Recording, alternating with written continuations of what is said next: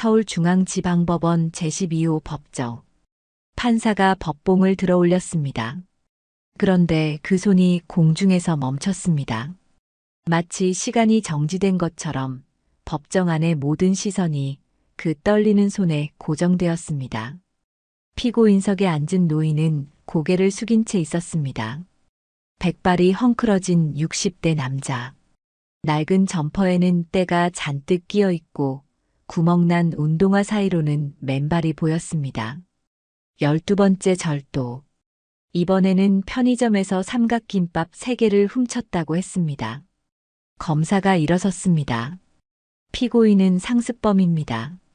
더 이상의 선처는 사회 정의에 어긋납니다. 방청석이 술렁였습니다. 누군가는 한숨을 쉬었고 누군가는 고개를 저었습니다. 그런데 이상했습니다. 항상 신속하고 정확한 판결로 유명한 그 판사가 왜 망설이는 걸까요? 판사의 눈가가 붉어졌습니다. 법복 소매로 급하게 눈을 훔쳤지만 이미 법정 앞 모든 사람이 목격한 뒤였습니다. 최연소 부장판사. 냉철하기로 소문난 그가 왜 눈물을 보이는 걸까요? 피고인이 천천히 고개를 들었습니다. 그 순간 두 사람의 시선이 마주쳤습니다. 아니, 방청석 한 구석에서 누군가 숨을 삼켰습니다. 여성이었습니다. 60대 초반으로 보이는 그녀의 얼굴이 하얗게 질려 있었습니다. 손에 들고 있던 가방이 바닥에 떨어졌지만 줍지도 못했습니다. 그때 판사의 입이 열렸습니다. 그러나 나온 것은 판결문이 아니었습니다. 공정하게 살거라. 법정이 얼어붙었습니다. 무슨 말인지 아무도 이해할 수 없었습니다. 하지만 피고인석의 노인은 그 말을 듣는 순간 온몸을 부르르 떨었습니다. 오늘 여러분께 들려드릴 이야기는 한 판사와 노숙자의 이야기입니다. 법정에서 만난 두 사람.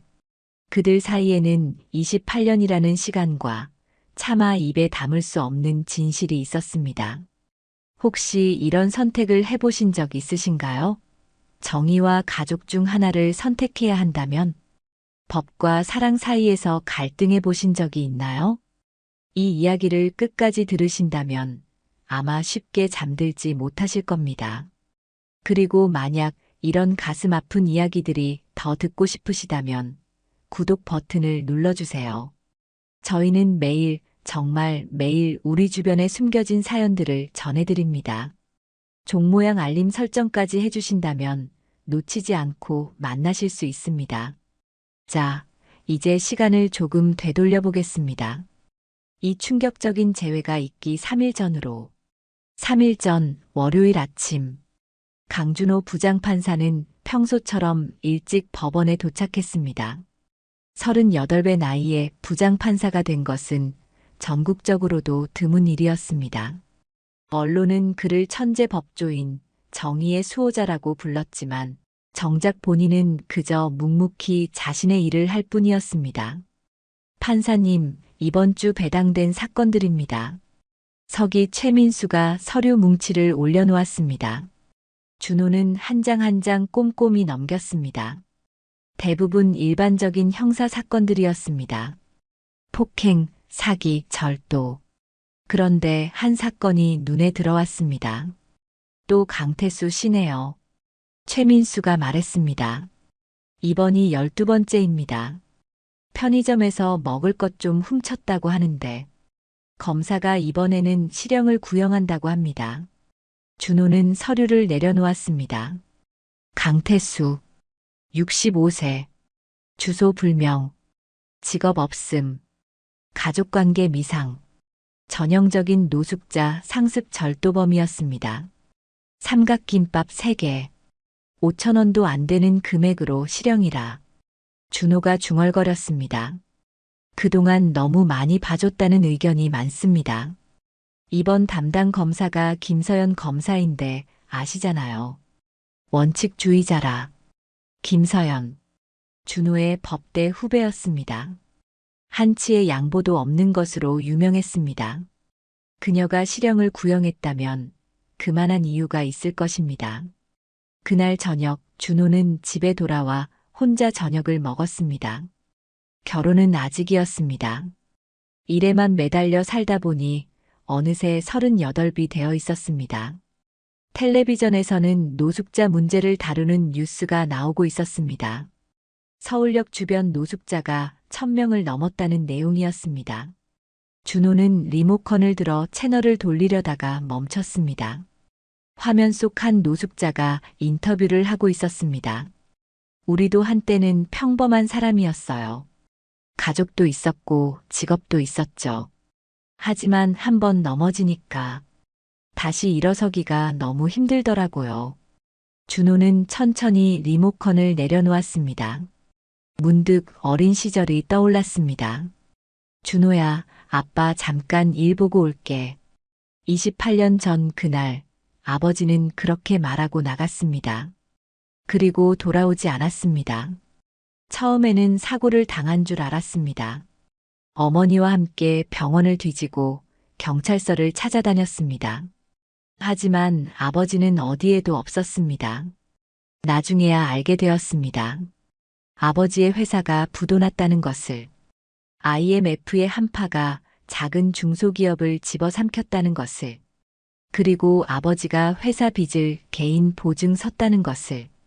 아들아, 공정하게 살거라. 세상이 아무리 불공평해도 너만은 공정한 사람이 되거라. 아버지가 늘 하던 말이었습니다. 준호는 그 말을 가슴에 새기고 살았습니다. 법관이 된 것도 그 때문이었습니다. 세상에 공정함을 가져오고 싶었습니다. 다음 날 준호는 강태수 사건 파일을 다시 펼쳤습니다. 사진은 없었습니다. 그저 간단한 인적사항과 범죄 기록만 있을 뿐이었습니다. 판사님, 내일 강태수 사건 심리 있습니다. 최민수가 알렸습니다. 알겠습니다. 준호는 파일을 덮었습니다. 내일이면 또 한 명의 상습범에게 판결을 내려야 합니다. 법은 냉정해야 하고 판사는 공정해야 합니다. 아버지가 가르쳐준 대로. 그런데 이상하게 마음이 무거웠습니다. 삼각김밥 3개. 배고파서 훔친 노인에게 실형을 선고해야 한다는 것이 공정함이란 뭘까? 준호는 창밖을 바라봤습니다. 비가 내리기 시작했습니다. 어디선가 노숙자들이 비를 피할 곳을 찾고 있겠지요. 그들에게도 한때는 가족이 있었을 것입니다. 어쩌면 아버지처럼 어느 날 갑자기 사라져버린 누군가의 가족이었을지도. 수요일 아침 재판 당일. 준호는 평소보다 일찍 잠에서 깼습니다. 창밖으로 보이는 하늘은 잔뜩 흐려 있었습니다. 마치 무언가 불길한 일이 일어날 것 같은 날씨였습니다. 그는 천천히 법복을 꺼내 입었습니다. 거울 속 자신의 모습이 낯설게 느껴졌습니다. 법원으로 가는 길 라디오에서는 경제 뉴스가 흘러나왔습니다. 최근 노숙자 범죄가 급증하고 있습니다. 전문가들은 보다 강력한 처벌이 필요하다고. 준호는 라디오를 껐습니다. 법원 앞 계단을 오르며 그는 문득 발걸음을 멈췄습니다. 저 멀리 법원 구석에서 노숙자 몇 명이 종이박스를 깔고 앉아 있었습니다. 그중 한 명과 눈이 마주쳤습니다. 퀵하게 시선을 피했지만 그 공허한 눈빛이 계속 머릿속에 맴돌았습니다. 판사님, 오늘 강태수 사건 2번째입니다. 최민수가 서류를 건넸습니다. 준호는 법정으로 들어가기 전 화장실에서 얼굴에 찬물을 끼얹었습니다. 거울 속 자신을 바라봤습니다. 38살. 최연소 부장판사. 모두가 부러워하는 자리였습니다. 하지만 왜 이렇게 무거운 걸까요? 아들아, 세상은 때로 우리에게 어려운 선택을 강요한단다. 그때 기억해라. 정답은 항상 내 양심 속에 있다. 또 아버지의 목소리가 들렸습니다. 준호는 고개를 저었습니다. 오늘따라 자꾸 아버지 생각이 나는 건 왜일까요? 첫 번째 사건이 끝나고 잠시 휴정 시간이 있었습니다. 준호는 자리에 앉아 강태수 파일을 다시 한번 훑어봤습니다. 2010년 첫 범죄 기록. 그 전에는 아무 기록이 없었습니다. 60살이 되어서야 범죄를 시작했다는 것일까요? 아니면 그전 기록이 소실된 것일까요? 다음 사건 준비해 주세요. 준호가 말했습니다. 법정문이 열리고 사람들이 들어왔습니다. 검사석에는 김서연이 앉았습니다. 그녀는 준호와 눈이 마주치자 가볍게 고개를 숙였습니다. 국선 변호인석에는 이정호 변호사가 앉았습니다. 그는 20년 넘게 노숙자들을 변호해온 베테랑이었습니다. 방청석에도 사람들이 들어왔습니다. 대부분 다른 재판을 기다리는 사람들이었지만 한 구석에 특이한 여성이 눈에 띄었습니다. 60대 초반으로 보이는 그녀는 무언가 초조한 듯 계속 손을 비비고 있었습니다. 피고인을 입정시켜 주십시오. 준호의 말에 법정 경위가 연문을 열었습니다. 그리고 그 순간 준호는 자신도 모르게 펜을 떨어뜨렸습니다. 들어온 노인은 너무나 초라했습니다. 수갑을 찬 손은 앙상하게 말랐고 굽은 등은 세월의 무게를 말해주고 있었습니다. 하지만 그것보다 준호를 놀라게 한 것은 다른 것이었습니다. 그 걸음걸이. 어디서 많이 본 것 같은 그 걸음걸이. 피고인은 자리에 앉아주시기 바랍니다. 법정 경위의 안내에 따라 노인이 피고인석에 앉았습니다. 고개를 숙인 채였습니다. 긴 백발이 얼굴을 가리고 있었습니다. 김서연이 일어섰습니다. 피고인 강태수는 지난 10년간 11차례에 걸쳐 절도죄를 저질렀습니다. 매번 소액이라는 이유로 선처받았지만 이제는 달라져야 합니다. 그녀의 목소리는 단호했습니다. 피해자들도 있습니다. 편의점 주인도 먹고 살아야 합니다. 언제까지 봐줘야 합니까? 이정호 변호사가 일어났습니다. 재판장님, 피고인은 정신적, 육체적으로 매우 쇠약한 상태입니다. 단지 배가 고파서 살기 위해서 어쩔 수 없이. 변호인, 그것은 범죄를 정당화할 수 없습니다. 김서연이 반박했습니다. 준호는 두 사람의 공방을 들으며 피고인을 바라봤습니다. 노인은 여전히 고개를 숙이고 있었습니다. 마치 이 모든 것이 자신과 상관없다는 듯이. 피고인, 고개를 들어 재판부를 보시기 바랍니다. 준호의 말에 법정이 조용해졌습니다. 노인이 천천히 고개를 들었습니다. 그리고 준호의 심장이 멈추는 것 같았습니다. 그 얼굴, 주름이 가득하고 수염으로 덮여 있었지만 그 눈매, 그 코, 그 입술. 아니, 이럴 수가 없다. 준호는 자신의 눈을 의심했습니다. 다시 봤습니다. 또 봤습니다. 하지만 볼수록 확신이 들었습니다. 방청석에서 누군가 헐떡이는 소리가 들렸습니다. 준호가 눈길을 돌리니 아까 그 여성이 입을 틀어막고 있었습니다. 눈물이 볼을 타고 흘러내리고 있었습니다. 피고인, 성함이 강태수 맞습니까? 준호가 물었습니다. 목소리가 떨렸습니다. 네. 노인이 대답했습니다. 그 목소리, 쉰 목소리였지만 그 억양, 그 톤. 준호는 법봉을 쥔 손에 힘이 들어갔습니다. 나이가 65세입니까? 네. 준호는 숨을 깊게 들이쉬었습니다. 법정 앞 모든 사람들이 이상함을 눈치챘습니다. 평소에 준호 판사답지 않았습니다. 태어난 곳이 어디십니까? 이 질문은 서류에 없는 것이었습니다. 김서연이 의아한 표정으로 준호를 봤습니다. 노인이 잠시 침묵했다가 답했습니다. 충청북도 옥천입니다. 준호의 손이 떨렸습니다. 옥천, 아버지의 고향이었습니다. 거기서 언제까지 사셨습니까? 25가지요. 그 다음에 서울로 올라왔습니다. 준호는 더 이상 질문할 수 없었습니다. 이미 충분했습니다. 눈앞에 이 사람은 28년 전 집을 나간 자신의 아버지였습니다. 준호는 잠시 정회를 선언하고 싶었습니다. 아니, 도망치고 싶었습니다. 하지만 할 수 없었습니다. 법정의 모든 시선이 그를 향하고 있었습니다. 그는 떨리는 손을 책상 아래로 내렸습니다. 김서연이 다시 일어섰습니다. 재판장님, 피고인의 신원 확인이 끝났다면 본격적인 심리를 시작하겠습니다. 준호는 고개를 끄덕였습니다. 말을 하면 목소리가 깨질 것 같았습니다. 피고인은 이번 달 초 서울시 종로구 소재 편의점에서 삼각김밥 3개와 우유 1팩을 절취했습니다. 시가 4,800원 상당입니다. 김서연의 목소리가 법정에 울렸습니다. 4,800원. 준호는 그 금액을 듣고 가슴이 찢어지는 것 같았습니다. 아버지가 4,800원 때문에 여기 서 있는 것입니다. 피고인, 혐의 사실 인정합니까? 준호가 물었습니다.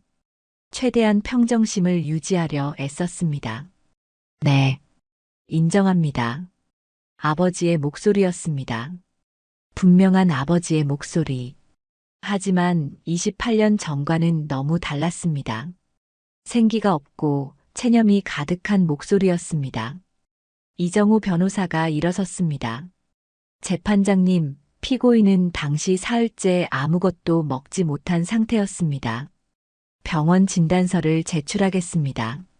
심각한 영양실조와 탈수 증상이 있었습니다. 준호는 진단서를 받아 읽었습니다. 글자들이 흐릿하게 보였습니다. 눈물 때문이었습니다. 그는 재빨리 고개를 숙여 눈물을 숨겼습니다. 검사 측 의견은? 준호가 물었습니다. 그렇다 하더라도 범죄는 범죄입니다. 피고인은 이미 11번의 기회를 받았습니다. 더 이상의 선처는 법치주의를 무너뜨리는 일입니다. 김서연이 단호하게 말했습니다. 준호는 피고인을 다시 봤습니다. 아버지는 고개를 숙이고 있었습니다. 손톱에는 때가 끼어 있고 옷에서는 악취가 났습니다. 한때 말끔한 양복을 입고 출근하던 아버지가. 피고인 가족은 없습니까? 준호가 물었습니다.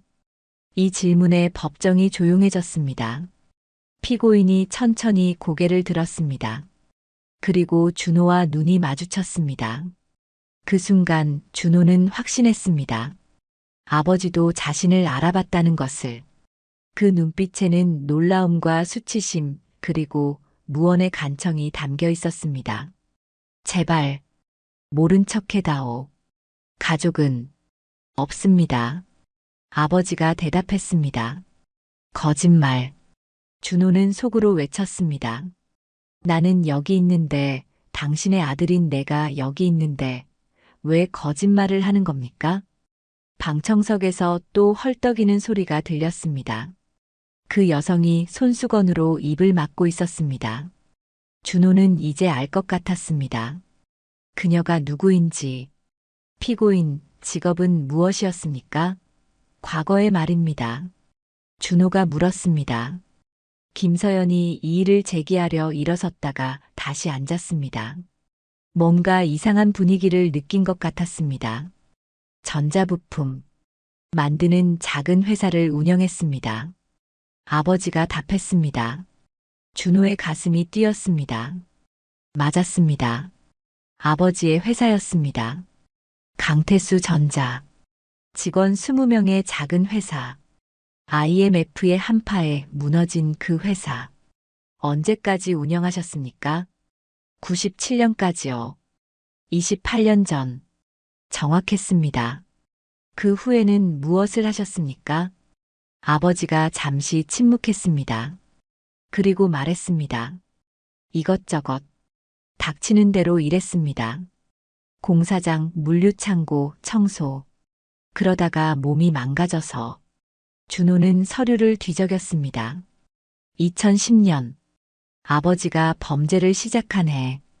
그때부터 노숙 생활을 시작한 것 같았습니다. 피고인은 왜 가족에게 연락하지 않았습니까? 준호가 물었습니다. 이 질문을 하면서 그의 목소리가 떨렸습니다. 아버지가 준호를 똑바로 봤습니다. 그 눈에는 깊은 슬픔이 있었습니다. 폐가 될까 봐서요. 차라리 죽은 사람이 되는 게 나을 것 같았습니다. 법정이 숨죽였습니다. 이정호 변호사가 무언가 더 말하려 했지만 준호가 손을 들어 제지했습니다. 재판장님, 김서연이 일어섰습니다. 개인적 사연은 안타깝지만 법은 엄정해야 합니다. 피고인의 전과를 보시기 바랍니다. 준호는 전과 기록을 다시 봤습니다. 11번의 절도. 모두 먹을 것이었습니다. 빵, 김밥, 도시락, 우유. 단 한 번도 돈이나 귀중품을 훔친 적이 없었습니다. 변호인 측 최종 변론하십시오. 준호가 말했습니다. 이정호가 일어섰습니다. 재판장님, 제가 20년간 노숙자들을 변호하면서 많은 사연을 봤습니다. 하지만 강태수 씨처럼 안타까운 경우는 처음입니다. 그가 서류를 들었습니다. 여기 강태수 씨를 아는 노숙자들의 진술이 있습니다. 그는 자신이 굶으면서도 다른 노숙자들과 음식을 나눴다고 합니다. 아픈 노숙자를 병원에 데려가기도 했습니다. 준호는 그 서류를 받아 읽었습니다. 아버지는 그곳에서도 선한 사람이었습니다. 검사 측 최종 의견은? 준호가 물었습니다. 김서연이 일어섰습니다. 징역 3년을 구형합니다. 더 이상의 관용은 있을 수 없습니다. 3년. 준호는 눈을 감았습니다. 65세에 병든 노숙자에게 3년은 사실상 종신형이나 마찬가지였습니다. 판결은 다음 주 수요일에 선고하겠습니다. 준호가 말했습니다. 법정이 술렁였습니다. 보통 이런 간단한 사건은 즉결 선고를 하는데 일주일을 미룬다는 것은 이례적이었습니다. 재판장님, 김서연이 의아한 표정으로 물었습니다. 더 검토할 사항이 있습니다. 준호가 짧게 답했습니다. 그는 법봉을 두드렸습니다. 정해야 합니다. 재판이 끝나고 준호는 판사실로 돌아왔습니다. 문을 닫자마자 다리에 힘이 풀려 의자에 주저앉았습니다. 손이 멈추지 않고 떨렸습니다. 최민수가 노크를 했습니다. 판사님, 괜찮으십니까? 오늘 좀 이상해 보이셨는데. 준호는 애써 평정심을 유지했습니다. 괜찮습니다. 다음 일정이 뭐죠? 오늘은 더 없습니다. 그런데 판사님, 강태수 사건을 왜 연기하신 건지 검토할 게 있어서요. 혼자 있고 싶습니다. 최민수가 나간 후 준호는 머리를 감싸 쥐었습니다. 아버지였습니다. 틀림없는 아버지. 28년 만에 만난 아버지가 피고인석에 있었습니다. 그는 서랍에서 낡은 사진을 꺼냈습니다. 10살 때 찍은 가족 사진. 아버지가 자신의 어깨에 손을 올리고 웃고 있었습니다. 그때의 아버지는 자신감 넘치고 당당했습니다. 아들아, 공정하게 살거라. 세상이 아무리 불공평해도 너만은 공정한 사람이 되거라. 사진 속 아버지의 목소리가 들리는 것 같았습니다. 준호는 눈물을 흘렸습니다. 그 아버지가 지금은 삼각김밥을 훔치는 노숙자가 되었습니다. 전화가 울렸습니다. 김서연이었습니다. 선배님, 오늘 재판 이상했어요. 무슨 일 있으세요? 준호는 잠시 망설였습니다. 서연아, 혹시 가족이 범죄를 저지르면 어떻게 할 것 같아? 갑자기 왜 그런 질문을? 당연히 법대로 해야죠. 그게 법조인이잖아요. 그렇게 쉽게 말할 수 있어? 김서연이 잠시 침묵했다가 말했습니다. 선배님 설마 그 피고인이? 아니야. 그냥 물어본 거야. 준호는 급하게 전화를 끊었습니다. 그날 밤 준호는 집에 가지 못했습니다. 법원 자료실에서 아버지의 기록을 찾기 시작했습니다. 2010년부터의 범죄 기록들을 하나하나 읽었습니다. 첫 번째 절도. 겨울이었습니다. 영하 10도의 날씨에 편의점에서 핫팩과 김밥을 훔쳤습니다. 두 번째는 여름. 물 한 병과 빵. 세 번째는 가을. 감기약과 두유. 모든 절도가 생존을 위한 것이었습니다. 단 한 번도 욕심을 부린 적이 없었습니다. 준호는 다음으로 병원 기록을 찾았습니다.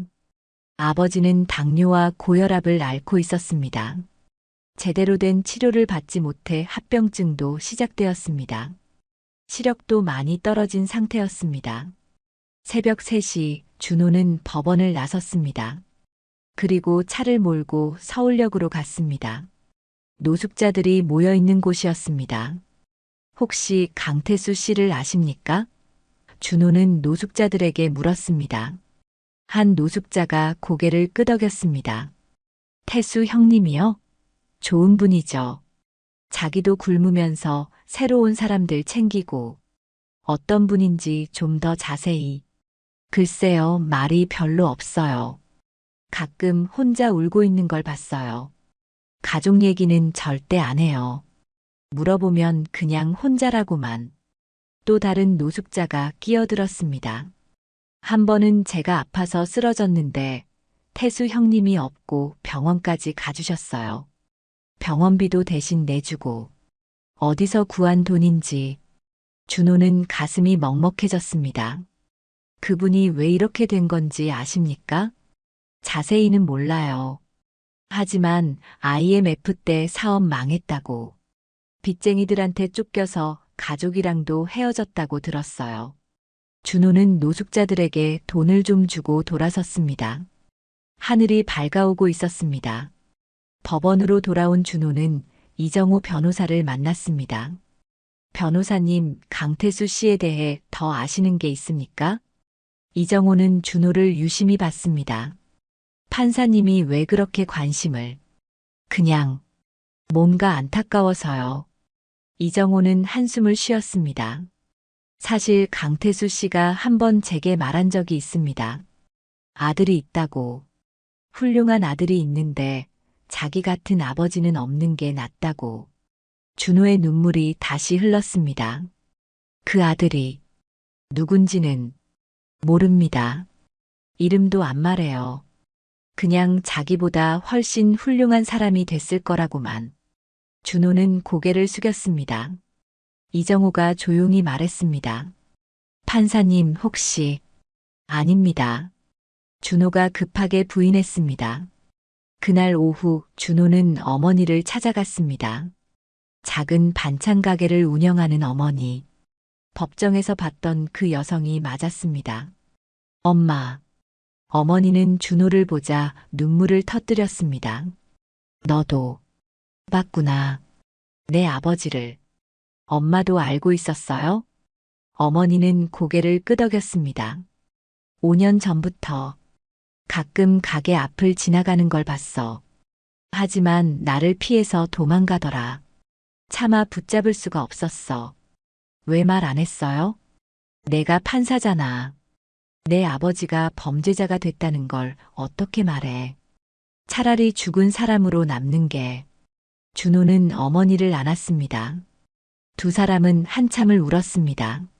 준호야, 어떻게 할 거니? 준호는 대답할 수 없었습니다. 판사로서는 법대로 해야 합니다. 하지만 아들로서는 아버지가 늘 말씀하셨어요. 공정하게 살라고. 세상이 불공평해도 나는 공정해야 한다고. 어머니가 준호의 손을 잡았습니다. 그래. 내 아버지도 그걸 원할 거야. 준호는 일어섰습니다. 선고일까지 시간이 좀 있어요. 생각을 해봐야겠어요. 집으로 돌아온 준호는 밤새 판결문을 썼다가 찍기를 반복했습니다. 집행유예를 주자니 검사가 항소할 것이고 실형을 주자니 아버지가. 새벽 준호는 거울을 봤습니다. 눈이 충혈되고 수염이 덥수룩했습니다.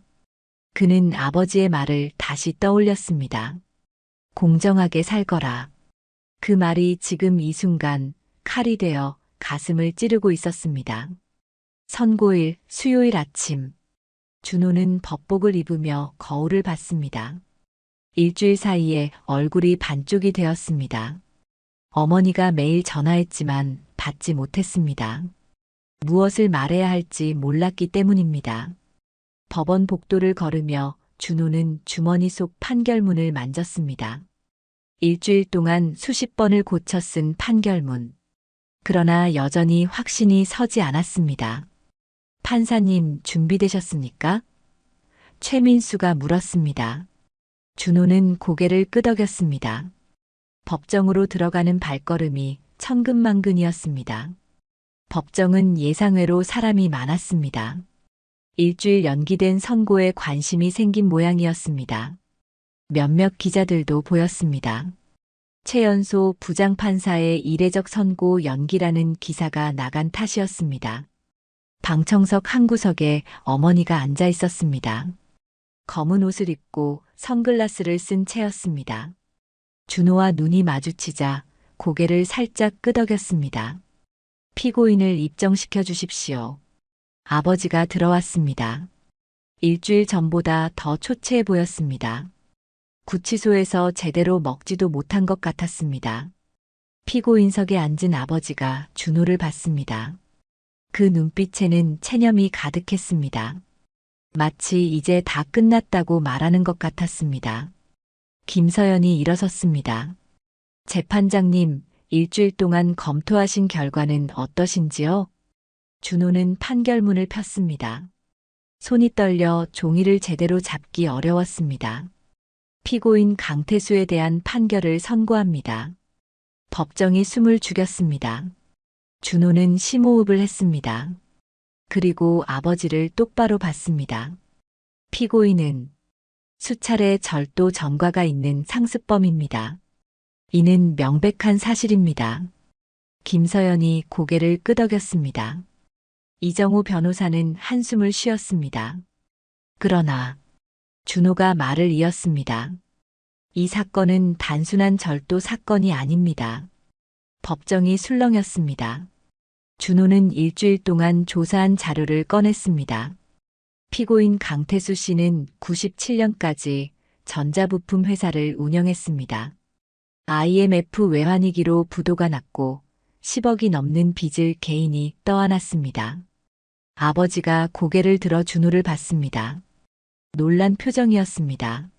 사채업자들의 협박이 시작되었고 가족의 안전이 위협받았습니다. 피고인은 가족을 지키기 위해 스스로 사라지는 길을 선택했습니다. 방청석에서 흐느끼는 소리가 들렸습니다. 어머니였습니다. 준호는 목소리를 가다듬었습니다.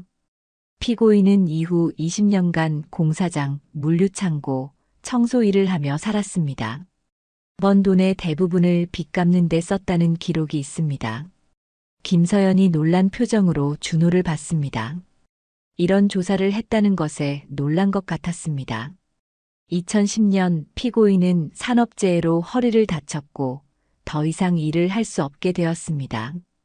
그때부터 노숙 생활이 시작되었습니다. 준호는 병원 기록을 들었습니다. 피고인은 당뇨, 고혈압, 시력 저하를 앓고 있습니다. 제대로 된 치료를 받지 못해 합병증도 진행 중입니다. 아버지가 눈물을 흘리기 시작했습니다. 준호도 눈물을 참기 어려웠습니다. 피고인이 훔친 것들을 보면 모두 생존을 위한 최소한의 것들이었습니다. 음식, 물, 약. 단 한 번도 돈이나 귀중품을 훔친 적이 없습니다. 이정호 변호사가 일어섰습니다. 재판장님 감사합니다. 이렇게까지 조사해 주셔서. 준호는 손을 들어 제지했습니다. 그리고 아버지를 다시 봤습니다.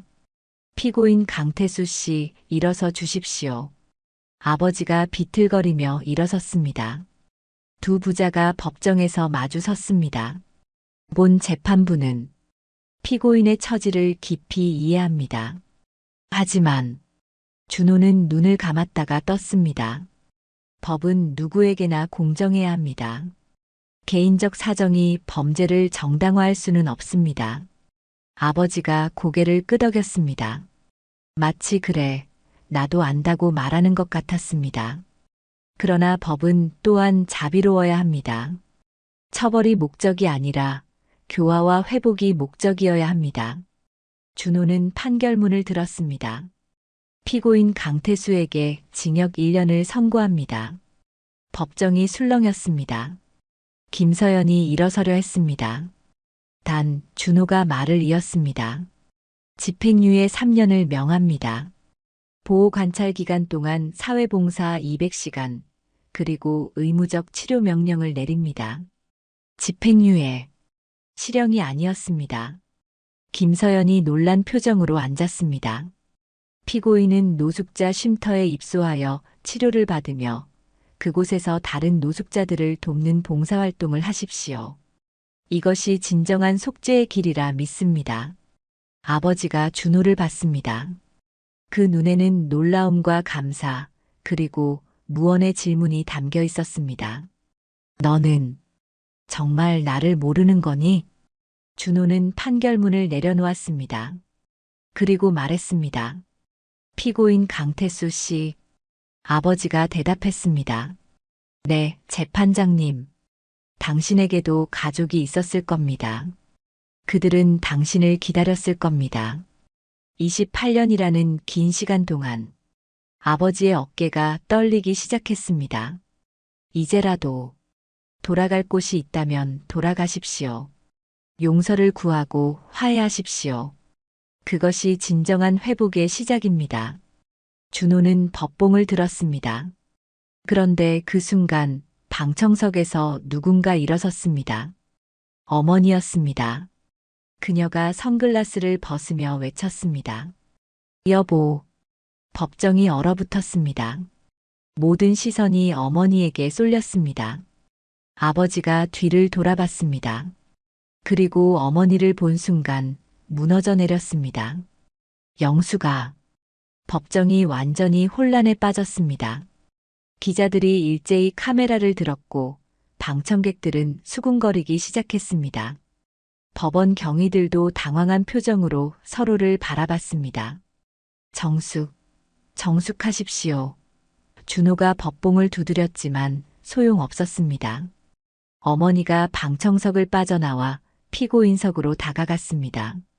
법원 경위가 막으려 했지만 준호가 손짓으로 제지했습니다. 28년이에요. 28년. 어머니가 울부짖었습니다. 아버지는 고개를 들 수 없었습니다. 수치심과 죄책감에 온몸이 떨리고 있었습니다.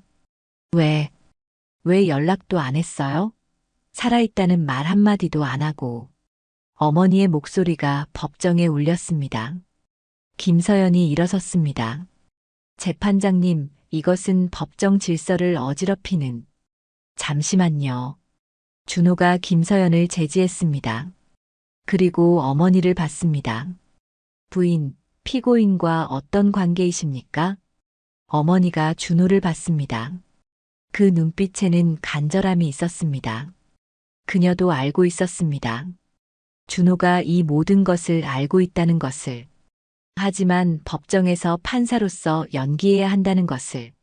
저는 강태수의 아내입니다. 28년 전에 헤어졌지만 법적으로는 아직도 부부입니다. 법정이 다시 술렁였습니다. 기자들이 열심히 메모를 했습니다. 최연소 부장판사 법정에서 벌어진 28년 만의 부부 재회라는 제목이 벌써 그들의 머릿속에 쓰이고 있었습니다. 그렇다면 준호가 말했습니다. 피고인이 가족이 없다고 한 것은 거짓이었습니까? 아버지가 힘겹게 입을 열었습니다. 재판장님, 저에게 가족은 없습니다. 제가 떠난 사람들입니다. 그들을 가족이라 부를 자격이 없습니다. 그럼에도 불구하고 준호가 말을 이었습니다. 법적으로는 가족입니다. 그리고 가족은 서로를 포기하지 않는 사람들입니다. 이정호 변호사가 일어섰습니다.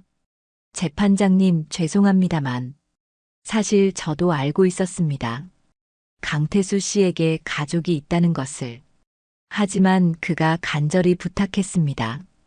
절대 연락하지 말라고. 준호가 이정호를 봤습니다. 왜 그랬습니까? 왜 가족에게 연락하지 말라고 했습니까? 이정호가 서류를 꺼냈습니다.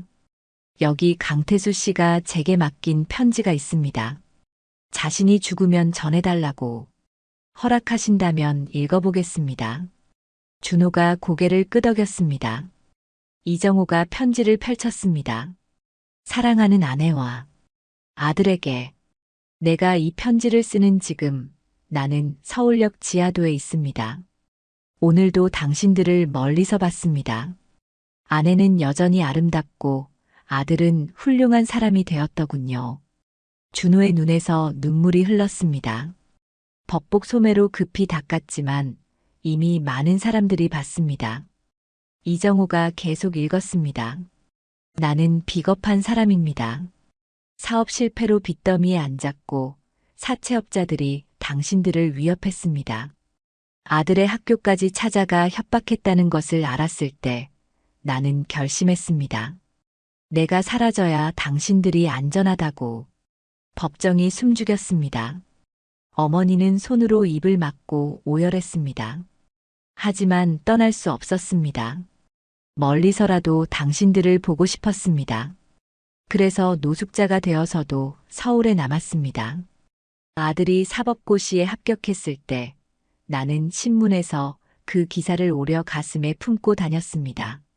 준호가 아버지를 봤습니다. 아버지의 주머니에서 낡은 신문 조각이 보였습니다. 아들아, 아빠가 항상 말했지? 공정하게 살라고. 세상이 불공평해도 너는 공정한 사람이 되라고. 내가 판사가 되었다는 소식을 들었을 때 나는 처음으로 내 인생이 완전한 실패는 아니었다고 생각했다. 준호는 더 이상 눈물을 참을 수 없었습니다. 법정의 권위고 체면이고 다 필요 없었습니다. 만약 언젠가 우리가 다시 만난다면 나를 용서하지 마라. 나는 용서받을 자격이 없다. 다만 너희들이 행복하기를 그것만을 바란다. 이정호가 편지를 내려놓았습니다. 이상입니다, 재판장님. 법정은 정적에 빠졌습니다. 누구도 말을 하지 못했습니다. 검사인 김서연조차 눈시울이 붉어져 있었습니다. 준호가 일어섰습니다. 법복을 입은 채로 재판장석에서 내려왔습니다. 모든 사람들이 놀란 눈으로 그를 바라봤습니다. 그는 피고인석 앞에 섰습니다. 그리고 아버지를 똑바로 봤습니다. 피고인 강태수 씨. 네, 재판장님. 아니, 준호가 법복을 벗었습니다. 재판장이 아니라 한 사람의 아들로서 묻겠습니다. 법정이 경악했습니다. 김서연이 벌떡 일어섰습니다. 판사님, 이것은. 준호는 김서연을 보지 않았습니다. 오직 아버지만을 봤습니다. 당신은 정말로 가족을 지키기 위해 떠난 겁니까? 아버지가 고개를 들었습니다. 두 사람의 눈이 마주쳤습니다. 28년 만에 처음으로 아무 가면 없이 마주 본 것입니다. 준호야. 법정이 폭발했습니다. 기자들의 카메라 플래시가 터졌고 방청객들은 일제히 일어섰습니다. 아들이었어. 최연소 부장판사가 피고인의 아들. 이런 일이. 혼란 속에서 준호가 말했습니다. 아버지, 28년이 늦었지만 이제라도 물어야겠습니다. 왜 그렇게 하셨습니까? 아버지가 무너졌습니다. 바닥에 주저앉아 통곡했습니다. 미안하다. 준호야. 아빠가 미안하다. 준호가 아버지를 일으켜 세웠습니다. 그리고 끌어안았습니다. 법정 한가운데서 모든 사람이 보는 앞에서 28년 만에 아버지와 아들이 포옹했습니다. 아버지. 준호가 속삭였습니다. 공정하게 살라고 하셨죠? 저는 지금 가장 공정한 판결을 내렸다고 생각합니다. 법정의 혼란이 가라앉기까지 한참이 걸렸습니다. 최민수와 다른 법원 직원들이 나서서 정리를 했고 준호는 다시 법복을 입고 재판장석으로 돌아갔습니다. 하지만 이미 모든 것이 달라져 있었습니다. 김서연이 일어섰습니다. 재판장님, 이런 상황에서 재판장님께서 이 사건을 계속 담당하시는 것은 적절하지 않습니다.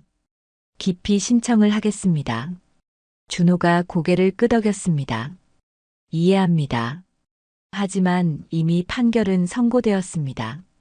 집행유예 3년. 이것은 번복되지 않을 것입니다. 그래도 절차상. 김 검사, 준호가 김서연을 봤습니다. 당신도 봤잖아요. 이 사람이 왜 이렇게 됐는지. 그래도 실형을 주장하시겠습니까? 김서연이 잠시 망설이다가 앉았습니다. 항소하지 않겠습니다. 준호는 법봉을 들었습니다. 그렇다면 이것으로 선고를 마칩니다. 단 한 가지 추가하겠습니다. 모든 사람이 준호를 봤습니다. 본 재판부는 아니, 저 강준호는 이 사건을 계기로 판사직을 내려놓을 것을 고려하겠습니다. 법정이 다시 술렁였습니다. 최민수가 놀라서 외쳤습니다. 판사님, 법은 공정해야 합니다. 제가 아버지를 재판했다는 것 자체가 공정성을 해친 것입니다. 비록 제가 몰랐다 해도 결과적으로 그렇게 되었습니다. 준호는 아버지를 봤습니다. 하지만 후회하지 않습니다. 이것이 운명이었다면 받아들이겠습니다. 재판이 공식적으로 끝나고 사람들이 하나둘 법정을 빠져나갔습니다. 기자들은 특종을 잡았다는 듯 흥분해서 전화를 걸기 시작했습니다. 법정에는 준호와 부모님 그리고 이정호 변호사만 남았습니다. 이정호가 조용히 말했습니다. 사실 저도 조금은 눈치챘습니다.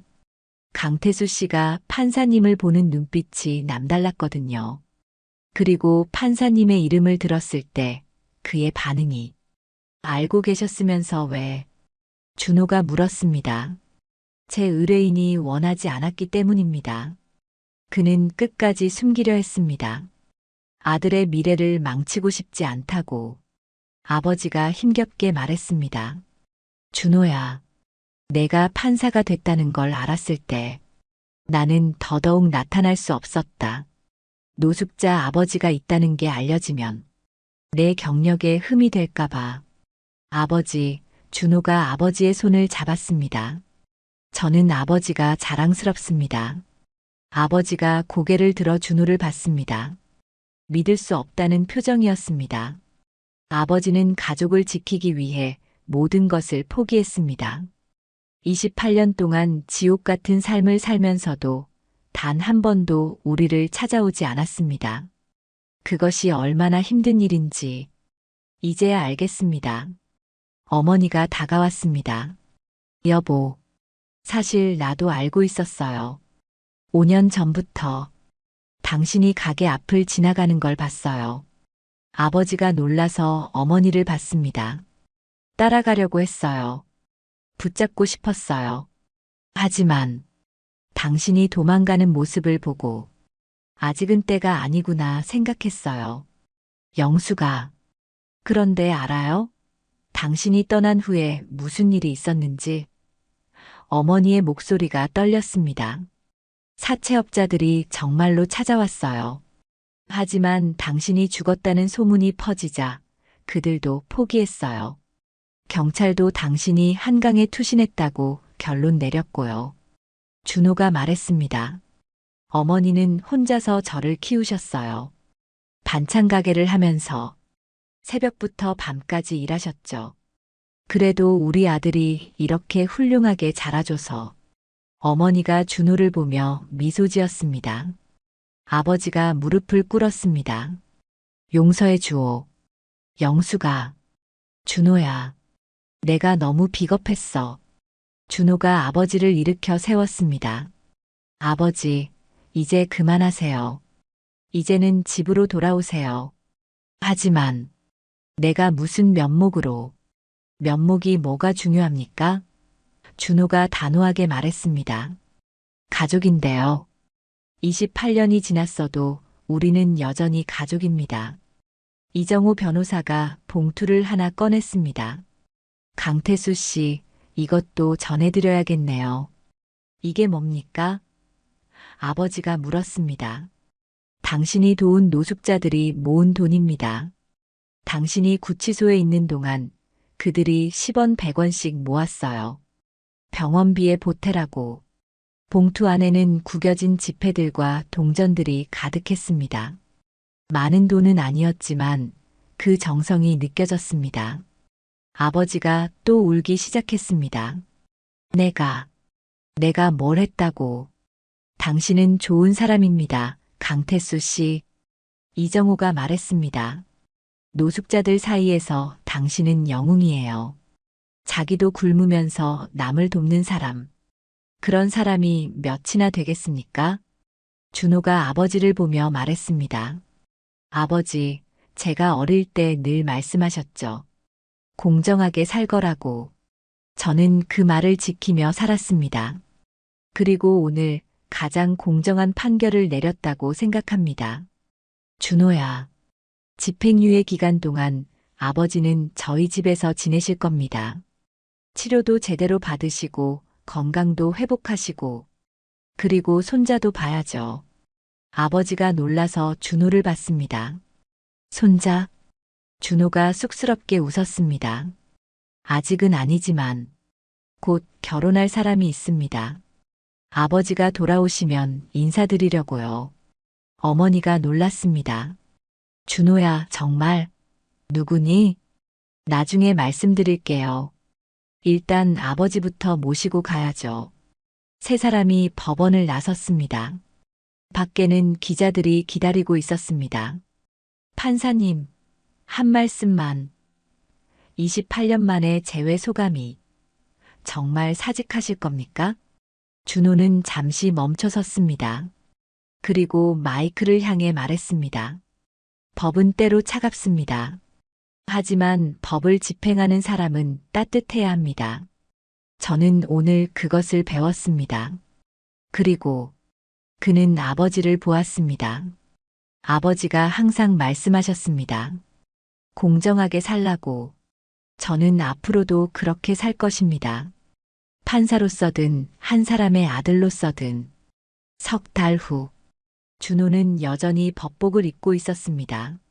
사직서를 제출했지만 대법원장이 반려했습니다. 가족을 심판한 것이 아니라 구원했다는 것이 이유였습니다. 언론도 준호를 인간적인 판사, 용기 있는 판사라고 칭송했습니다. 오늘도 재판이 있었습니다. 이번엔 젊은 청년의 절도 사건이었습니다. 준호는 피고인을 보며 물었습니다. 왜 훔쳤습니까? 배가 고파서요.